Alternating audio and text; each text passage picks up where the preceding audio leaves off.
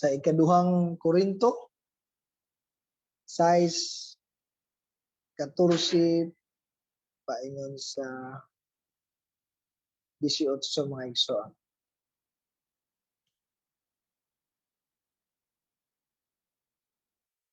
Okay? Gingon nga ni, ayaw kamo pagkigiusa sa mga dili magtotoo, kay dili gayud magkasinabot ang matarong ug ang dautan, o magambitay ang kahayag ug ang kangitngit. Dili gayud magkauyon si Kristo, si Belial, kay managsama pagod ang magtotoo ug ang dili magtotoo. Magkasabot ba ang templo sa Dios ug ang sa mga Dios? Dili, kay kita ang templo sa Dios nga buhi. Sumala sa gisulti sa Dios, magpuyo ako ug makig-uban sa akong katawhan. Mahimo ako nga ilang Dios ug mahimo sila nga akong katawhan. Busa ang Ginoo nagingon, bulagi sila ug paglain gikan kanila. Ayaw kamo paghikap sa hugaw ug dawaton ko kamo. Ako mahimong inyong amahan ug kamo mahimong akong mga anak. Nagingon ang Ginoo nga labing gamhanan. Mao kana ang pulong sa Dios nga atong pagahisgutan karon apan sa dili pa ta magpadayon magampo na kita mga igsoon. Among amahan na sa langit, dalaygon ka Ginoo sa among mga kinabuhi, sa imong paghatag og kadaugan ug sa imong pagpagabuhaton kanamo Ginoo. Lord, manalangin ka sa matag usa, hatag ka katin-awan Lord sa imo nga ang among pulong buhi gayud kini nga among madungog ug makinabuhi Ginoo. Lord, imo ang Ginoo nga mutuhop kini mo plaster kini sa among mga masulat kini Lord sa among mga kasing-kasing ug unahuna Ginoo aron Lord sa among mga kinabuhi amo kining ma-apply Lord sa tabang sa imong balaang espiritu Ginoo. Lord, ubani kami, ikaw Lord ang among kinatibukan nga magadumala sa among una-una kasing-kasing nga masintro kami Lord sa pagpaminaw sa imong buhing pulong Ginoo. Lord, ipadaplin Lord namo Lord ang mga unsa man ang among mga suliran Ginoo. Focus kami Lord sa imong pulong Lord nga ikaw gayud ang among isipon nga ikaw gayud ang nagsulti ug imo kining pulong nga imong giginhawaan Ginoo. Lord, ubani kami, giyahay kami, wala kay labyan, matag usa ka namo Ginoo. Dalaygon ka o Dios, tanan sa ngalan ni Ginoong Hesus. Amen ug amen. Mga igsoon, ato ning giuluhan o likayan ta nga makigiusa sa mga dili iya sa Dios, mga igsoon. So, makita nato sa intro pa lang sa verse nga itong gibasa nga ayaw kamo pagkighiusa. So, ayaw kamo, dili pasabot mga igsoon nga bawalan kita. Sa kuan pa dili giday pwede brad, di giday pwede pastor.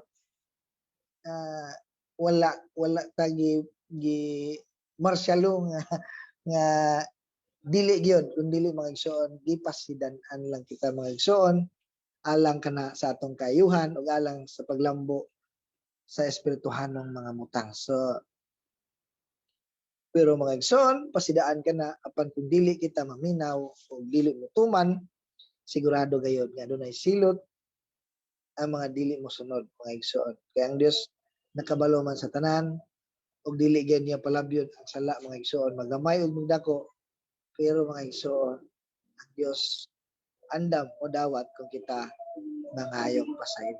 Kung mahimo nga ang silot nga angay kanato mugaan kay si Ginoong Hesus man ang nag-angkon sa bugat nga silot mga igsoon. So uban ang pagpanaan nga dili na magpakasala pag-usab. So sa atong pagpasidaan usab kung kita gamiton sa Ginoo nga mapasidaan sa atong isig ka tawo, isig ka magtotoo, igo na natuman na nato ang sugo sa Dios apan kung dili sila mosunod, sila ang manubag ni ana sa Dios. So, igo na lang tamingon nga ibaingon ko sa inyo nga ayaw ninyo ni buhata, ayaw lagi o tanawa. Nagtuman man mo, so mo na ang inyong gidangatan. So mo na mga igsoon, likayan nato.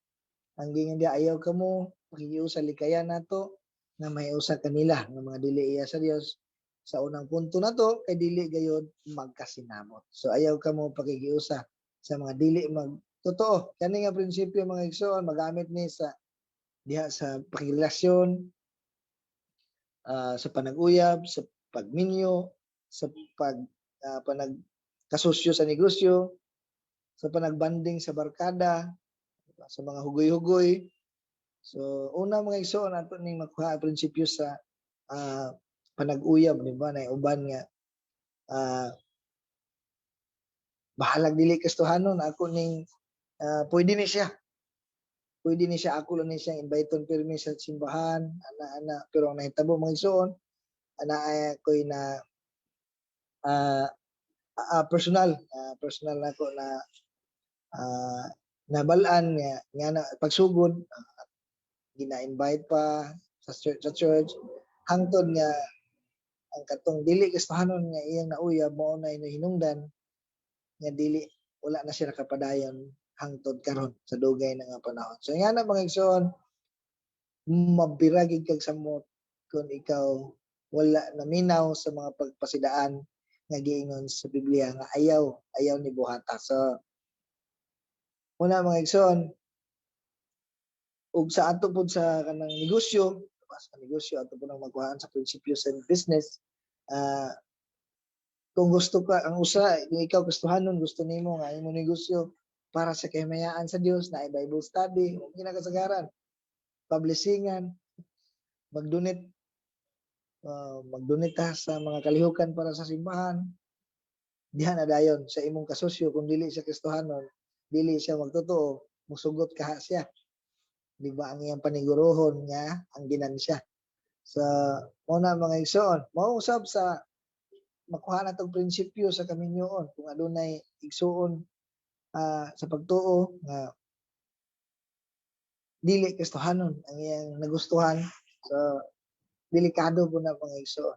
Dunay panghitabo usab nga kung nadunggan nga na mga igsoon nga dunay usa ka lalaki nga dili Kristohanon nakagusto o sa Kristohanon nga babae dahil ang iyang gibuhat active kay siya simba walay absent para lang mapasagot niya ang babae apil ang pamilya apil ang mga kauban sa simbahan so hangtod nga sila gyud ang nagkaminyo o human adto di na sila makita sa simbahan okay lang siguro sa primero nga Domingo ikaduha kay honeymoon pa baya mga igsoon pero mga igsoon wala na gid sila pakita tungod kay ang lalaki dili di tinuod nga Kristohanon dili di siya tinuod nga magtotoo ug mahimo nilang away kung simba ang babae so muna mga igsoon malisod gayud nga sitwasyon mga igsoon kung kita musukwahi sa kabubuton o kasuguan sa Dios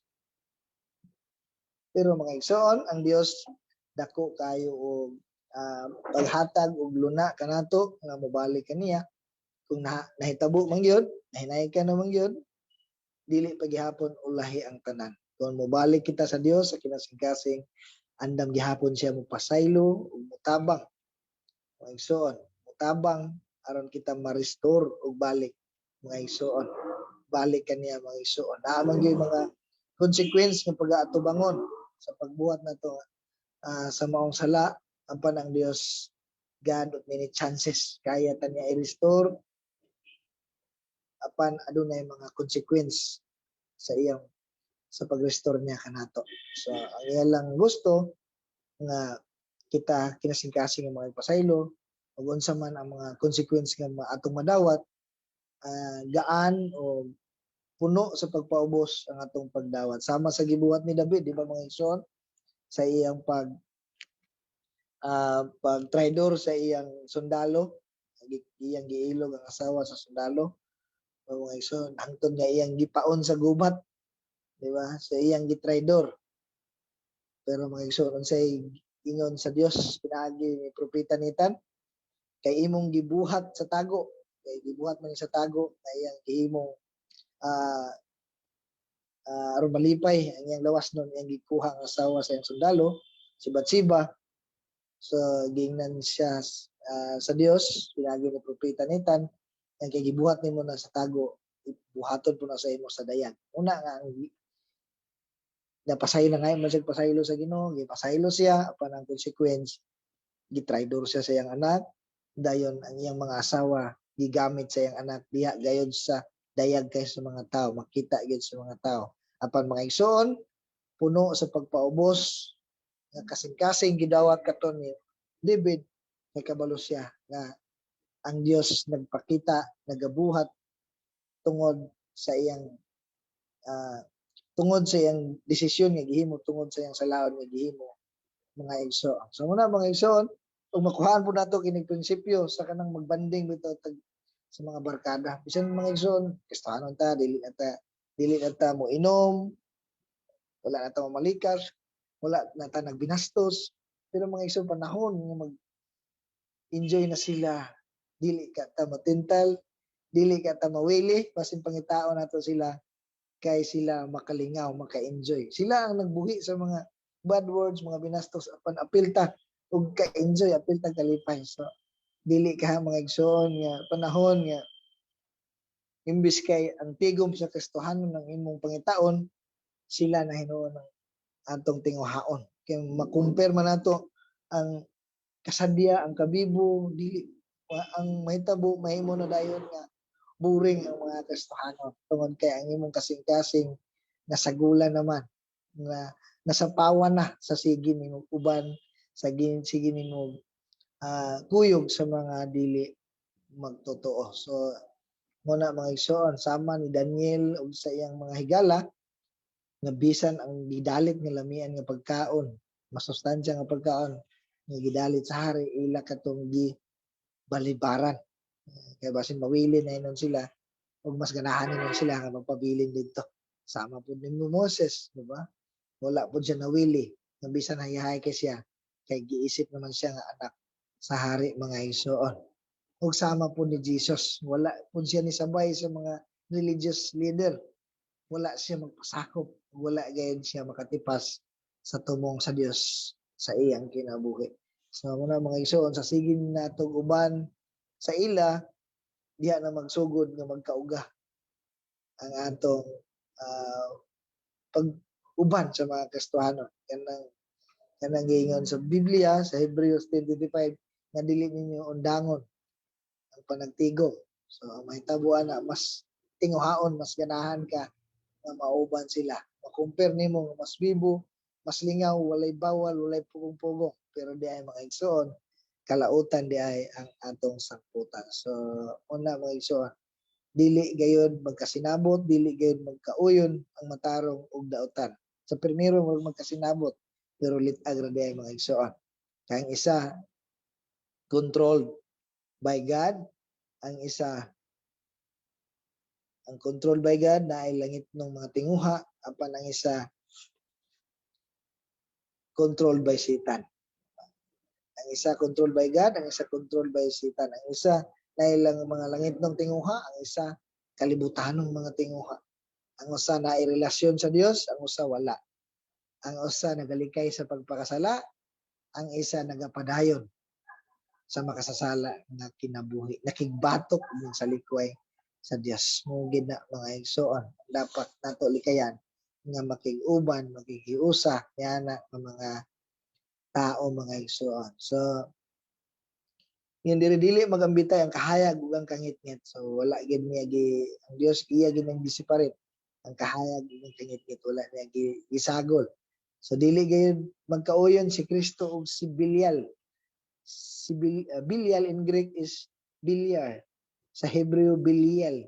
Sa meaning ana mga igsoon, walay kapuslanan. Sa Old Testament mao ni mga tao nga mga bugoy, mga maldito ug katong mga nagpakaulaw sa ilang kaugalingon. Muna sila. So dili gid magkauyon. Kay ikaw Kristohanon ug kini sila sakop ni Belial. Kay ilang buhat walay kapuslanan, ilang buhat nagpakaulaw lang sa ilang kaugalingon. Pero sa New Testament, lahi ni siya nga ngalan sa Satan. Ang Belial, other name ni Satan mga igsoon. So likayan ta nga may usa makig-uban sa mga dili iya sa Dios, kay dili gyud magkasinabot, o ikaduha ang Dios nagpuyo man kanato. Sa verse 16, magkasabot ba ang templo sa Dios o sa mga Dios-Dios? nagpuyo man ang Dios kanato, templo kita sa balang espiritu. Mao na gingon sa 1 Corinthians 19:20, wala ba kamo masayod ng inyong lawas maong templo sa espiritu nga nagpuyo diha kaninyo ug gihatag sa Dios kaninyo. Dili kamo ang tagiya sa inyong kaugalingon, kundi dili ang Dios gipalit na kamo niya busa. Gamita ang inyong lawas alang sa himaya sa Dios. So muna ang atong stand atong diha sa Dios, na ang Dios naa nagpuyo kanato, siya ang tag-iya kanato mga igsoon. Si Jesus mitubag ang nahigugmag kanako magtuman sa akong gisugo, higugmaon siya sa akong amahan ug ang akong amahan dako moana og magpuyo diha kaniya. Una gingon sa Juan 14:23, buhi gayud ang Dios nga naa sa atong sulod mga igsoon.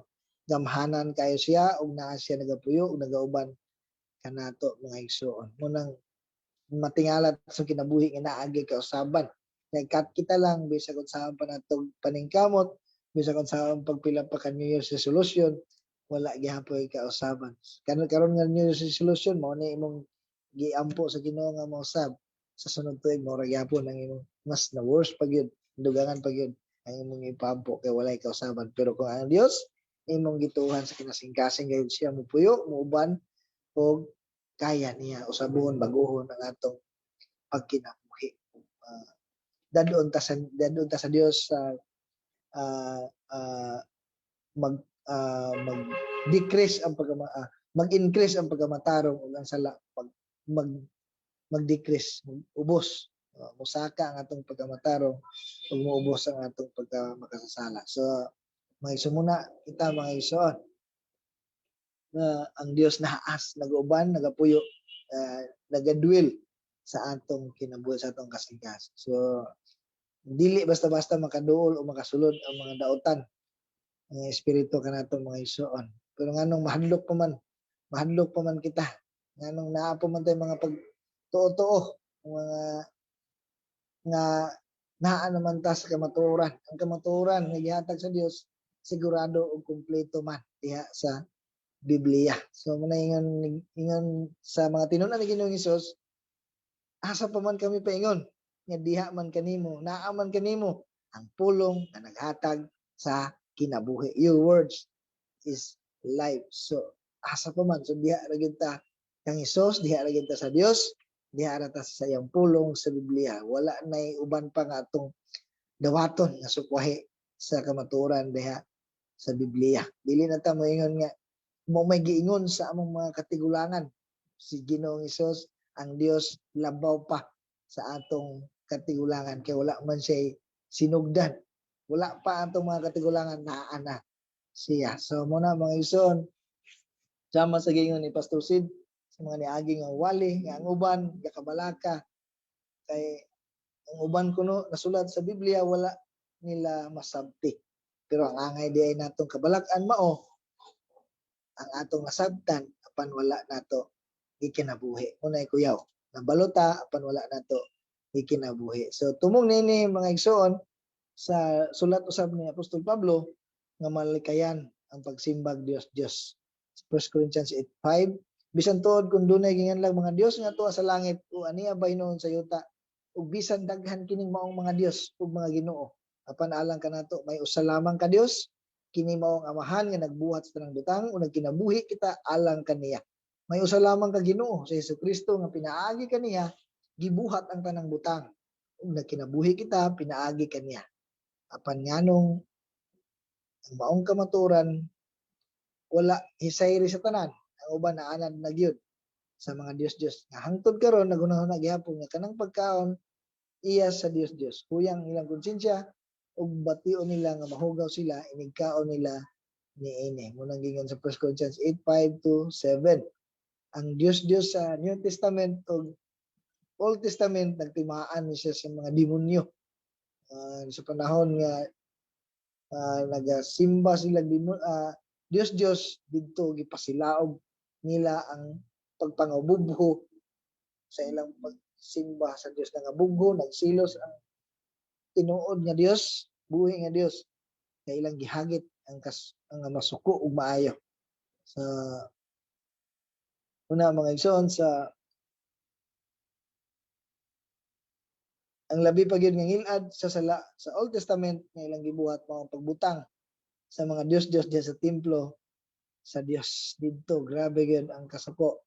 Sa ikaduhang hari 21:7-11 to 14, nagpahimo siya kinulit nga hulagway sa Diyosa nga si Asira ug kini iyang gibutang sa templo nga mao gipahinungdan sa Ginoo sa diyang niingon siya kang David ug sa iyang anak nga si Solomon, ining temploha ug dinhi sa Jerusalem nga akong gipili gikan sa tanang banay sa Israel, pasidunggan ko akong ngalan hangtod sa kangturan ug managingting ang dalunggan sa tanan nga makadungog nini. Sa verse 11, tungod kay gibuhat man ni Manases kining sa lawayong buhat ug gihimo man niya mas ngilad pang mga buhat kaysa nahimo sa mga Kanaanon nga una pa kaniya og giangin ang Juda aron makasala pinagi sa pagsimba sa iyang mga Dios. Pahamtangan ko makalilisang nga katalagman.